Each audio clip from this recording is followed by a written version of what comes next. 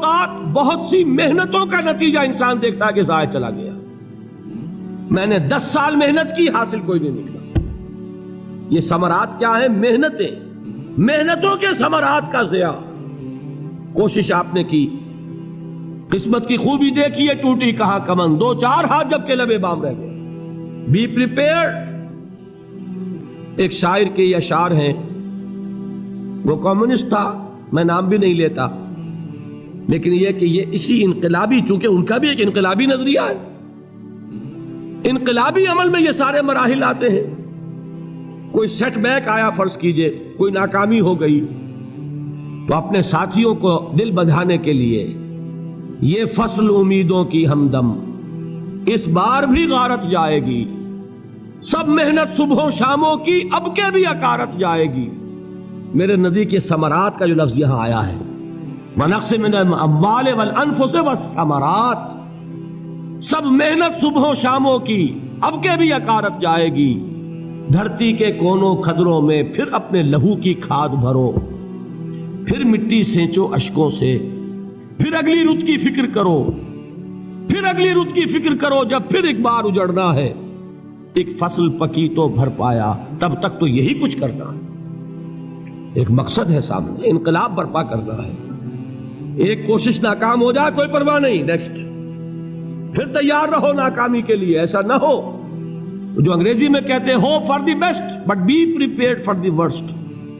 ایسا نہ ہو کہ دوسری مرتبہ ناکام ہو کے بددل ہو جاؤ، تمہاری ہمتیں جواب دے جائیں، نہیں، پہلے سے تیار رہو کہ دوسری مرتبہ بھی ناکامی آئے تو آئے، لیکن جب تک کہ کامیابی حاصل نہیں ہوتی ہمیں یہ کام کیے چلے جائیں۔ دیکھیے سیرت میں آیا کہ نہیں یہ واقعہ؟ بدر میں مسلمانوں کو فتح ہوئی تو احد میں زک پہنچی کہ نہیں؟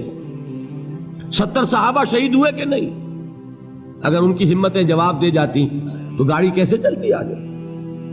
تو فرمایا وَلَنَبْلُوَنَّكُمْ بِشَيْءٍ مِّنَ الْخَوْفِ وَالْجُوعِ وَنَقْصٍ مِّنَ الْأَمْوَالِ وَالْأَنفُسِ وَالثَّمَرَاتِ، ہم تمہیں لازماً آزمائیں گے، خوف کی کیفیت سے، فقر و فاقے کی کیفیت سے، بھوک سے، جان کے نقصان سے، مال کے نقصان سے، محنتوں کے حاصل کے ضائع ہو جانے سے۔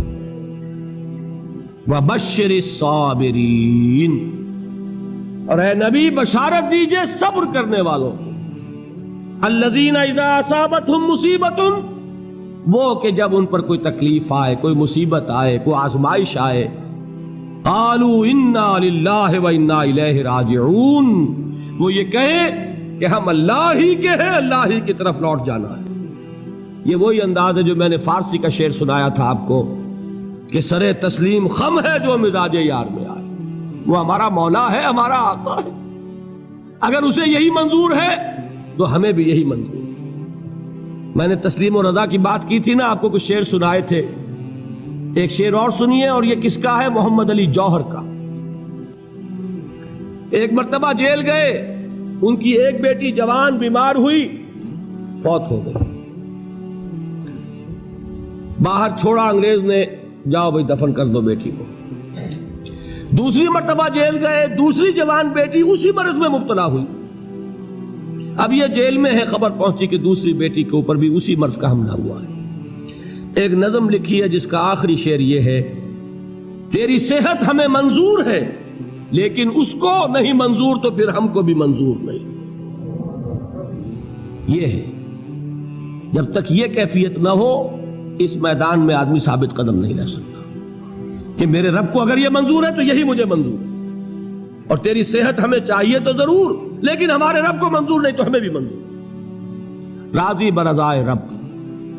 وَبَشِّرِ الصَّابِرِينَ الَّذِينَ إِذَا أَصَابَتْهُمْ مُصِيبَةٌ قَالُوا إِنَّا لِلَّهِ وَإِنَّا إِلَيْهِ رَاجِعُونَ، نہ شود نصیب دشمن کے شود ہلاک تیغت، سر دوستہ سلامت کے تو خنجر آزمائی۔ اولئک علیہم صلوات من ربہم ورحمہ، یہی ہے وہ لوگ جن پر ان کے رب کی طرف سے عنایتیں ہیں اور رحمتیں ہیں۔ وَأُولَٰئِكَ هُمُ الْمُهْتَدُونَ، اور یہی ہے وہ لوگ جو کامیاب ہونے والے ہیں، ہدایت پانے والے، ہدایت یافتہ۔ اسی سورہ بقرہ میں ذرا آگے چل کر، یہ تو ہے 20واں رکوع، 19واں رکوع، 21वें रुकू की पहली आयत है, लैसल बिर्रा अन तुवल्लू वजूहकुम क़िबल अल-मशरिक़ वल-मग़रिब वलाकिन्नल बिर्रा मन आमन बिल्लाहि वल यौमिल आख़िर वल मलाइकति वल किताबि वन नबिय्यीन व आतल माल अला हुब्बिही ज़विल क़ुर्बा वल यतामा वल मसाकीन व इब्नस सबील वस्साइलीन व फ़िर रिक़ाब व अक़ामस सलात व आतज़ ज़काह वल मूफ़ून बिअहदिहिम इज़ा आहदू वस्साबिरीन फ़िल बासाए वद्दर्राए व हीनल बास। अब ये आयत जो है सूरतुल अस्र में जो मज़ामीन आए थे सारे इसमें मौजूद हैं। वहां ईमान का लफ्ज आया, यहां 5 ईमानियात की तफसील आ गई, अमाल की तफसील आई, और आखिरी बात वहां क्या है, वतवासौ बिस्सब्र, और यहां क्या है, वस्साबिरीन फिल बअसाए वद्दर्राए व हीनल बास, और सब्र करने वाले। असल नेकी उनकी है जो सब्र करें, किसमें, जंग के वक्त, जर्राए बासाए, बासा कहते हैं फक्र और फाका, वाहिद आएगा बास तो उसके मानी जंग, और बासा जमा में आएगा तो फाका फक्र भूख, और जर्राए जिस्मानी तकलीफ, जरर जिस्मानी तकलीफों में सब्र करने वाले, फक्र और फाके में सब्र करने वाले, और जंग के वक्त सब्र करने वाले। उलाइका अल्लज़ीना सदक़ू व उलाइका हुमुल मुत्तक़ून, ये है वो लोग जो सब्र करने वाले हैं, ये है जो सच्चे हैं, जो अपने दावे में नेकी के और ईमान के सादिक हैं, और यही वो लोग हैं जो मुत्तकी। अगली सूरत है सूरह आले इमरान, उसमें 2 लफ्ज़ आए हैं आखिरी आयत, या अय्युहल्लज़ीना आमनुस्बिरू व साबिरू व राबितू वत्तकुल्लाह लअल्लकुम तुफ्लिहून। देखिए यहां सब्र और साबिर, जो ताल्लुक जोहद और जिहाद का है वही है सब्र और मुसाबरत। सब्र एक तरफा अमल है, आप झेल रहे हैं, बर्दाश्त कर रहे हैं, सब्र अनिल मासिया, सब्र अल ताआ, सब्र अल इब्तिला, ये सब क्या है, सब्र। और मुसाबरत क्या है, सब्र का सब्र से मुकाबला। ये सूरह आले इमरान, अब वक्त नहीं है, मैं आपको सुनाता अल्लाह ताला ने कैसे कैसे मुसलमानों से कहा, मुसलमानों तुम्हें जक पहुंची है तो उन्हें भी तो पहुंची थी, उनके 70 नहीं मारे गए थे बदर में, उनके हौसले जो हैं वो तो पस्त नहीं हुए, वो अगले साल आ गए तुम पर चढ़ाई करके। तुम क्यों इतना बुरा मान रहे हो, तुम्हारे दिल इतने जख्मी क्यों हो गए, तुम्हें तकलीफ पहुंचती है तो उन्हें भी पहुंचती है। अपनी गैरत जो है हमें जरा उसका जायजा लेना चाहिए। लोग बातिल नजरियात के लिए कितनी कुर्बानियां दे रहे हैं, लोग बातिल चीजों के फरोग के लिए कितनी मेहनतें कर रहे हैं। जैसा कि मैंने अभी कहा था, उसी गैरत को चैलेंज करने के लिए, जरा आपकी हमीयत दीनी को जोश दिलाने के लिए, कादियानी नौजवान कितनी तादाद में अपने आप को दीन के लिए वक्फ करता है, और आप कितने नौजवान हैं जो अपने आप को दीन के लिए वक्फ कर देते हैं, और हो वो खाते पीते घरानों के लोग। ये नहीं है कि अगर कोई और काम नहीं कर सकता तो फिर यह है कि वो दीन के काम में लग जाए। बासलाहियत लोग, खाते पीते लोग, ज़हनी इस्तेदाद रखने वाले लोग, ऊंचे घरानों के लोग, वो वक्त करें अपने आप को दीन के लिए। उसके बगैर कैसे बाहर आ जाएगी, कैसे रौनक आ जाएगी। तो दुनिया में बातिल नजरियात वाले जो हैं, ये बात कही गई है, मुसलमानों तुम अगर तौहीद के लिए लड़ रहे हो, देखते नहीं अबू जहल को, उसने गर्दन कटवाई है शिर्क के लिए, शिर्क के लिए गर्दन कटवाए, और तुम तौहीद के लिए गर्दन कटवाने को तैयार न हो। उसने गर्दन कटवाई कि नहीं कटवाई, और किस तरह कटवाई है, क्योंकि बड़ा मुतकब्बिर किस्म का, फिरौन किस्म का शख्स था। जब गर्दन काटने लगे तो कहता है जरा नीचे से काटना, ताकि जब तुम नेज़े के ऊपर चढ़ाओ मेरे सर को तो ऊंचा नजर आए, मालूम हो सरदार का सर। वो बदबख्त मरते हुए भी जो उसकी कैफियत थी ना, उसको ज़हन में रखिए।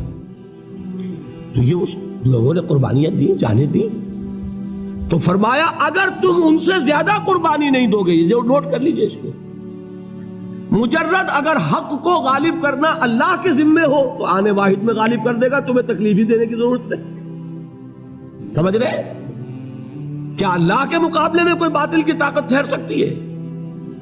یہ تمہارے ایمان کا امتحان ہے، یہ تمہارے خلوص کی آزمائش ہے، یہ تمہارے امتحان کا ثبوت درکار ہے کہ اللہ تعالیٰ دیکھنا چاہتا ہے تم اس کے لیے اپنی جانیں قربان کرنے کو تیار ہو کہ نہیں، تم اس کے لیے تن من دھن لگانے کو تیار ہو کہ نہیں۔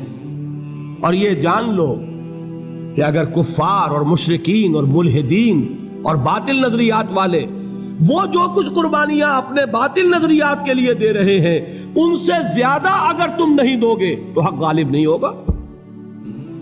انہوں نے جو صبر کیا ہے اپنے باطل نظریات پر، اگر تم اس سے زیادہ صبر کا ثبوت نہیں دو گے اپنے اس حق پر تو حق غالب نہیں ہوگا۔